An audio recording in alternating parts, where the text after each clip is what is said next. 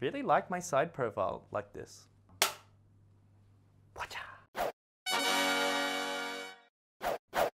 I should maybe just talk like this for the whole video because I like my profile.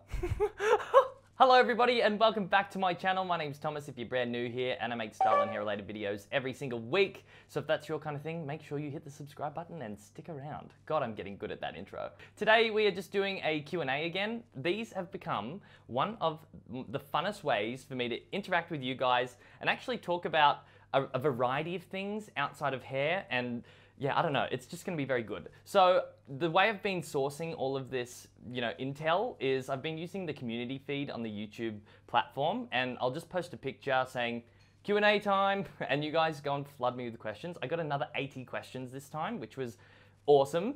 And I've just picked out, again, a mixture of hair-related questions and just personal ones as well, which I'm going to be answering today. So I think without further ado, we should just get into it. Alrighty, so let's get into question one. I'm just going to have to turn on my side profile again to read the question. Just give me 2 secs.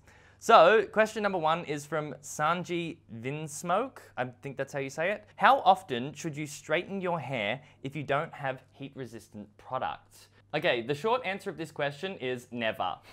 I have a really, really brittle hair type, so using heat products, even with a heat protector, it's just so risky, especially with hair types like mine. Like, my hair type is quite brittle and can break quite easily already, so it's just something I would never recommend to someone. If you are gonna, take the plunge and do it, I guess you could just keep it to like once or twice every fortnight, but I wouldn't be doing it a lot, especially if you're consciously not using a heat protector, because yeah, you'll just damage your hair. And if you're serious about keeping it healthy, you need to, lessen the amount you're using those tools and up the amount of products you're using to keep it healthy. That's essentially it. You know what the fucked up thing is though? Most people with dead straight hair, they have the most durable hair type. Like, that type of hair can withstand heat out of most hair types you even see. It's the people with the curly frizzy hair who actually want straight hair that are at real risk of having damage. So it just doesn't make sense. What was God thinking? Like,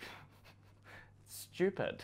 Side profile. The next question is from Jared Baldwin. So Jared said, any advice on how to find a guy to date? Loneliness seems to be my best friend. Oh, do I have a novel to write about this? When I read this question, I was like, this actually requires a really detailed answer. So in the description box, I'm gonna leave like a full description of like what I really think of this.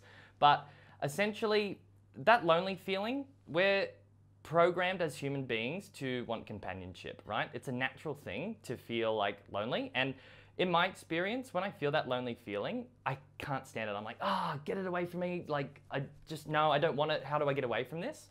But what that escaping mechanism does is it actually can make you latch onto the wrong person at the wrong time. So if you're already a frail person or you've already got a few issues and you're desperate to find someone, you'll probably find someone that's not even a good match, and then they'll probably hurt you. And then furthermore to that, like, we psychologically, I don't want to get too deep here, but psychologically we kind of base our future perception on things that have happened in the past. So if you have a history of desperately connecting with the wrong people and then having them hurt you, you're almost lining yourself up for that again. I think it's really important to remember that your youth is about figuring out who you are and really cementing in what you want to create in the world. So by the time you've built it up, when the actual right person for you comes along, you've got something great to share. You've got stories, you've got a bit of depth, like there's all of this stuff. And I think at young ages, we get tricked into the idea of thinking that we need to fall in love right now because of that desperate need of companionship. And the only real way, I think, to deal with the desperate need of companionship is to just put perspective on it and be like, well, I'm young, right now, as a millennial, it's important to figure out who you are and what you're really enjoying and what you're putting together.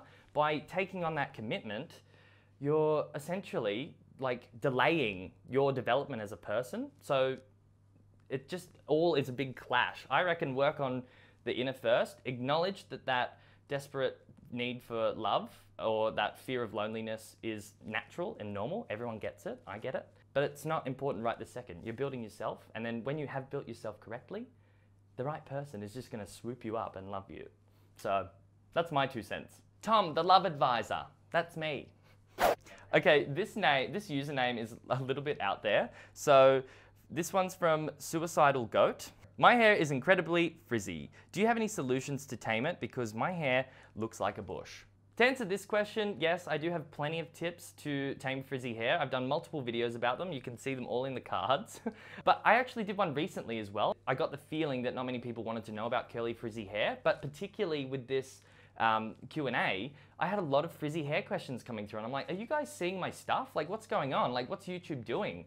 So yeah, just let me know. And if you aren't seeing my curly frizzy hair content, make sure you hit the bell button on the subscription thing because it'll notify you when I do upload. So yeah, but okay, to keep it short, maybe start off with an argan oil because that always helps reduce frizz and make hair a little bit more floppy. You could also go and try any of the methods that I've done. I've done wash and go treatment. That worked really well for taming frizz in and defining curls. I also did the chapter paste and braids video, which was the one that I did recently that most of you seem to have missed. The best advice I can give on frizzy hair is save up a bit of money, get a keratin treatment, and just see how it goes on your hair. Lots of people think that keratin treatments make it curly, and that's a whole nother kettle of fish. But defrizzing, keratin, do it.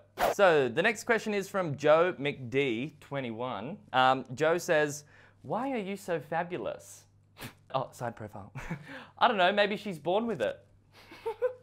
To really answer why I'm fabulous, I don't know. You guys should be telling me. I'm just me and doing my thing. So if you think that's fabulous, tell me why. Then I can probably incorporate that into my answer next time someone asks me that. But thank you. I'm very flattered that you think I'm fabulous.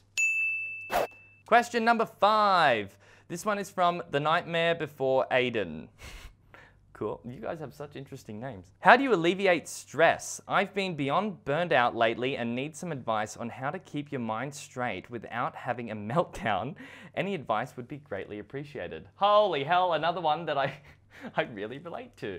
I honestly wish I could show you guys my to-do lists behind all of this stuff because getting all of this rigged up and the ideas in place, it takes a lot of planning and it is very, very stressful. And to make all of this happen, I've really got to keep clear on the end goal. I have a mind like a pinball machine, right? It goes do do do do do do do do do do, and I suffer from this thing that I call like the end project syndrome. When a project has a lot of moving pieces and you have the whole project syndrome, it's almost impossible to kind of like not look at the big picture. But the only way I actually can get on top of my shit is by pulling pieces of the big picture out and going, I need to put all of my attention on this so I can do it properly, I can do it at a quality standard, and I can get it out of the road. And by prioritizing which tasks are going to go best to the end goal, you start with those first. They might be the shittiest ones like taxing and accounting and all that crap. But if you put them into perspective of how they matter and then focus one at a time. And when the big picture comes back in and goes, you've got this big picture to make, oh my God, blah, blah, blah, blah, blah. You can just go, hang on a minute. In order to get to that big picture, I have to complete this step and I have to complete it properly. I totally feel you though with having too much on, stress, having a meltdown. Like, I honestly, it takes me to have a meltdown before I go, hang on a minute, just put everything on a bit of paper, prioritize it out. Which ones are most effective to the goal?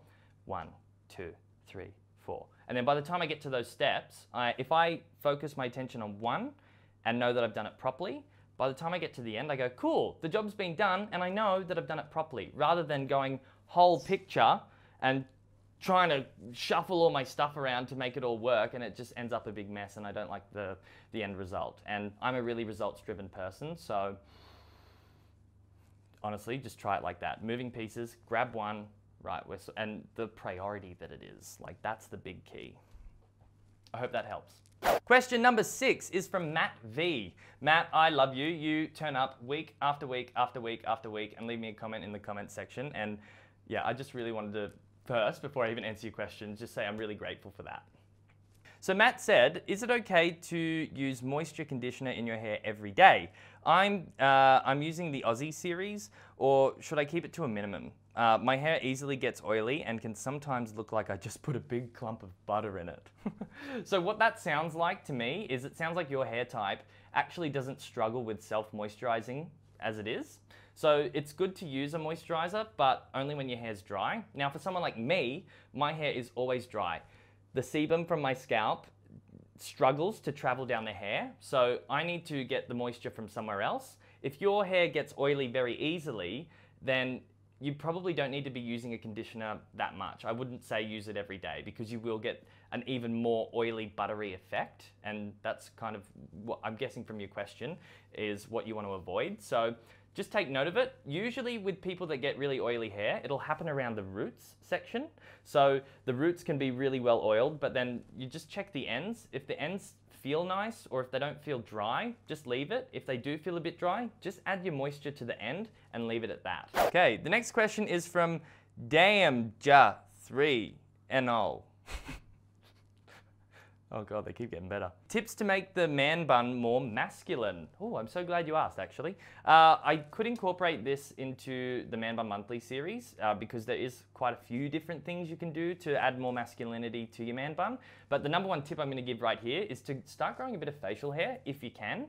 So you guys will notice as well, the last I think 10 videos or whatever, I've been loving having a bit of scruff. And you can see I've grown it out a little bit. I feel like it's made my face a lot more masculine looking, but not only that, I have quite an oval head. So when I shave all of my beard hair off, my face kind of looks very round in a way. So I feel like beard actually helps really shape, but also add a little bit of masculinity to my look. And as my hair's grown longer and I'm wearing hairstyles like this, side profile, I think, yeah, it's really enhanced it. If you guys do want me to add like a segment about this in the Man Bun Monthly series, just comment the hashtag #MaskManBun. Okay? Oh, okay. Question number 8. I can't believe I'm going to answer this. What's the craziest thing you've ever done and would you do it again?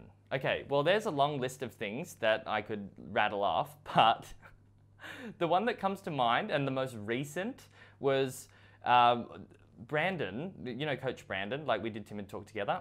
We went to the casino for his going away party and I'd had a few drinks, probably about 11:30 at night. Everyone was like, okay, we've had enough, like we're gonna go home. And I was like, go home? What? And funnily enough, that night was the last night that the gay bar on the Gold Coast was closing down. And my housemate at the time, Gordon, was like, come hang out at the gay bar. Like it's shutting down. They've got an open bar. Like they had closed the premises already and they just had an open bar. So when I rocked up there, there was just bottle after bottle after bottle of alcohol on the bench. And you could just go up, pour your own drink, and then have a party. So what did I do? I went like, okay, what do I like on this bench? And I grabbed the Canadian Club straight up. And within, I think about 20 minutes, I'd had like 5 Canadian Clubs. Mind you, at this point, I had already had like 3 Long Island teas at the casino. So I was pretty like, woo! Then somebody pulled out a joint, okay? I can't believe I'm touching on this, but they pulled out a joint and the state I was in, I was like, yeah, give me everything. Oh my God, I polished off like those Canadian Clubs, had 2 drags of this joint, and then I started getting like real like, oh. Everyone was smoking inside as well. Like I'm just trying to give you a picture. This was like an AWOL, no rules party. And as soon as I had the joint, I started getting real like, ugh. And I don't know if anyone knows, like if you smoke weed and drink at the same time, they can really like clash. So I had like a lot of alcohol. And I started losing like brain to mouth communication. Like someone would go, hey, you feeling okay? And I'd be like, yeah, yeah. You know what I mean? And in my mind, I was still wasted, but I knew, I was like, Tom, you're losing control, man. You got to get out of here. The club was placed, there was the inside area, then there was a bridge that led to the outside area where everyone would go and smoke and da-da-da. But because it was a private closed party, they'd shut that off. And I was like, quick, I got to make an escape. So I went out the door where no one was allowed to go, and I went up to the back. I spewed about 5 times, and I was just like, this is terrible. Anyway, Gordon came looking for me. He couldn't find me anywhere, and he was like, oh, Tom must have gone home. And he left. So I had vomited so much, my brain was just going, what the hell is happening? And I just passed out, like, in this little back room. And I woke up at 6 a.m. like, I better go. And it was fucking nuts. I can't believe I was that, like, careless. So that's my like crazy story. That's like the craziest thing that's happened to me lately. Like other than that, just my busy schedule, which who wants to frickin' hear about that? Question number 9. This one is from J.E. Arellano. Or Ariano, it could be that if they're in Spanish. I have the same hair as you. Do you recommend keeping the curls or trying a keratin treatment? Okay, I said this a little bit earlier. definitely, if you're struggling with curly hair and taming it, go and try a keratin treatment. Just try it out, you'll see what I mean. It doesn't get rid of the curl, it relaxes the curl, okay? So usually my hair is a lot more like and tight, and what it does is it just relaxes it. So you still have a really curly hair type, but it's just more manageable and it looks different. Like it seriously transforms your hair to make it just like, I don't want to say this, but like normal. Like it makes it like normal and manageable, you know? Like it's something that I think everybody with hair types like mine especially should just try out at least once, because then you can decide whether it's for you or not. And I guarantee you, after you have one, you'll be like, nah, we ain't going back to that. Question number 10, this is the final question that we're including in here. I like to just include 10 questions because, you know, it's just a well-rounded number.